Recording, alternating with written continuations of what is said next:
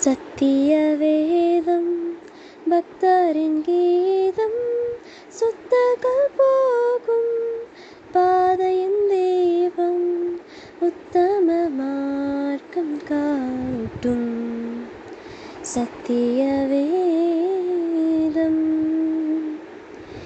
எத்தனை துன்பம் துயரம் வந்தும் பக்தனை தேற்றிடும் ஔஷதம் சத்திய வேதம்.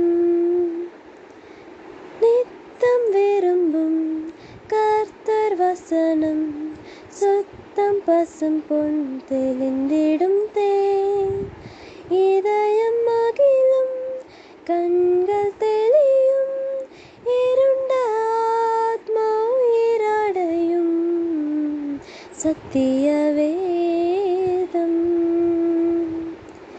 பேதைகளிடம் ஞானம் அருளும் வேத புத்தகம் மேன்மை தரும், இரவும் பகலும் இதன் தியானம், இனிமை தாங்கும் தனிமையிலும் சத்திய வேதம் பக்தரின் கீதம், சுத்தர்கள் போகும் பாதையின் தீபம், உத்தம மார்க்கம் காட்டும் சத்திய வேதம்.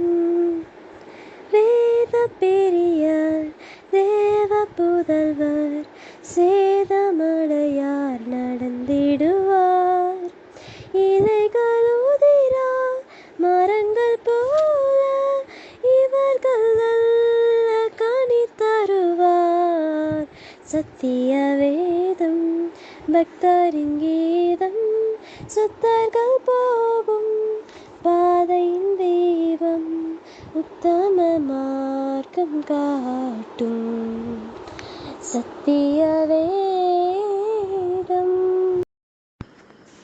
கிறிஸ்துவில் மிகவும் பிரியமான சகோதரிகளுக்கு இந்த நாளின் காலை தியானத்துக்கண்டு கர்த்தர் நம்மோடு பேசுகிற வேத வசனம் எசேயா தீர்க்கதரிசியின் புத்தகம் 53ஆம் அதிகாரம் 9ஆம் வசனம். துன்மார்க்கரோடே அவருடைய பிரேத குழியை நியமித்தார்கள், ஆனாலும் அவர் மரித்த போது ஐஸ்வர்யனோடு இருந்தார், அவர் கொடுமை செய்யவில்லை, அவர் வாயில் வஞ்சனை இருந்ததும் இல்லை. இந்த நாளில் நம்ம ஆண்டோடைய பாடுகளை பற்றி இந்த எசேயா 53ஆம் அதிகாரத்தின் மூலமாக பார்த்துட்ருக்கோம். அவர் என்னெல்லாம் பாடுபடுத்துனாங்க, எப்படியெல்லாம் அவரை கஷ்டப்படுத்துகிறாங்க, அசட்டை பண்ணுறாங்க, புறக்கணிக்கிறாங்க, பாடு அனுபவிக்க வைக்கிறாங்க, அப்படியே என்ன செய்வாங்க, அவரை அடிக்கிறாங்க, நொறுக்குறாங்க. இதெல்லாம் நம்ம பார்த்தோம். இன்னைக்கு கூட என்ன சொல்லப்படுதுன்னா, துன்மார்க்கரோட அவர் பிரேதக்குள்ளேயே நியமித்தார்களாம்.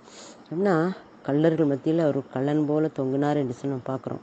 2 பக்கமும் கள்ளன், நடுவில் இவரையும் ஒரு கள்ளன் போல தொங்க வச்சார். ஒரு குற்றம் செய்யாத அவரை ஒரு துன்மார்க்கரோடு அவருடைய பிரேதக்குள்ளேயே நியமித்தார்கள். அவரை என்ன செய்தாங்கன்னா, அக்கிரமக்காரில் ஒருவராக எண்ணப்பட்டார் என்று எழுதியிருக்கிறபடியே இவர்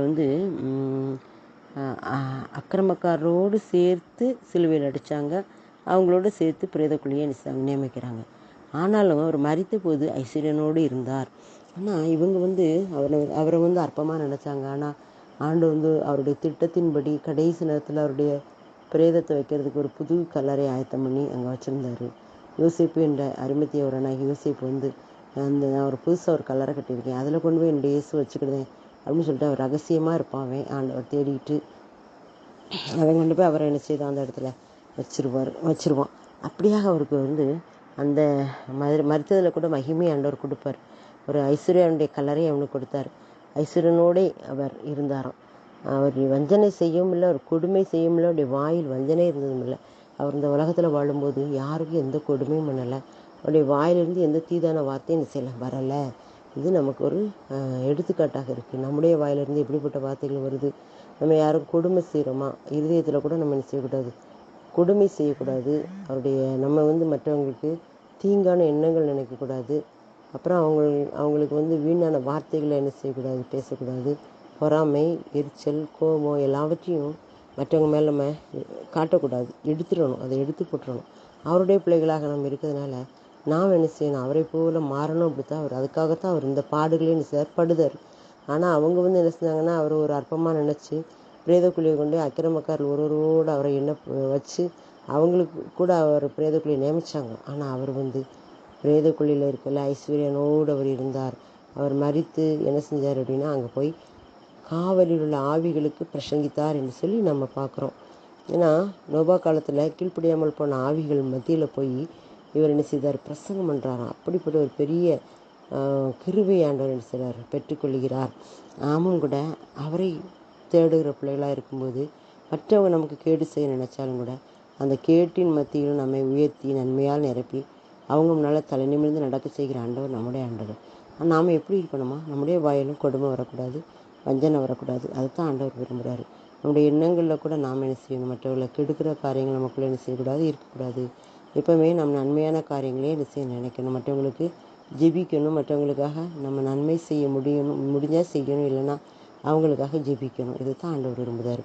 நாமும் அவரை போல மாறணும்னு தான் இத்தனை பாடுகள் அவர் என்ன சார் பட்டார். அவர் மரித்த போது அவர் வந்து அக்கிரமக்காரில் ஒருத்தனாக இருந்தார். ஆனால் அவருடைய பிரேதக்குழியை அப்படி நியமித்தாங்க. ஆனால் அவர் வந்து ஐஸ்வர்யனோடு போய் இருந்தார். அவருடைய வாயில் வஞ்சனை இல்லை, அவருடைய கொடுமை செய்யவும் இல்லை. அப்படிப்பட்ட தகப்பன் நம்முடைய தகப்பன். அவருடைய சாயலில் படைக்கப்பட்ட நாமும் கூட அப்படியாக இருக்கணும்னு தான் அவர் விரும்புகிறார். நாம் எப்படிப்பட்டவர்களாக இருக்கிறோம், நாமே ஆராய்ந்து பார்ப்போம். தனிமையில் உட்காந்து, அப்பா நான் எப்படி இருக்கிறேன், என்னை சீர்படுத்துங்க, ஸ்திரப்படுத்துங்க, நிலைநிறுத்துங்க, பலப்படுத்துங்க அப்படின்னு சொல்லி ஒப்பு கொடுப்போம். அவரை போல நம்ம என்ன செய்வார், மாற்றுவார். தாயை போல பிள்ளை, தகப்பனை போல பிள்ளை அப்படிம்பாங்களா, அந்த மாதிரியான சுபாவத்தை நாமும் அவரை போல பெற்றுக்கொள்ள நம்ம அவருடைய பாத்திரம் அர்ப்பணிப்போம். கர்த்தர் தாமே நமக்கு உதவி செய்வாராக. ஆமேன்.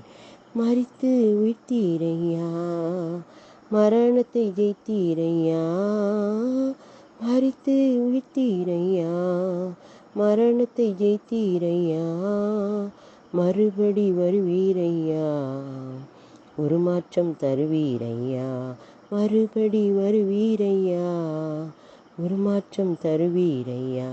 கூடுமே எல்லாம் கூடுமே, உம்மாலே எல்லாம் கூடும். அப்பா, நன்றியோடு துதிக்கிறோம்.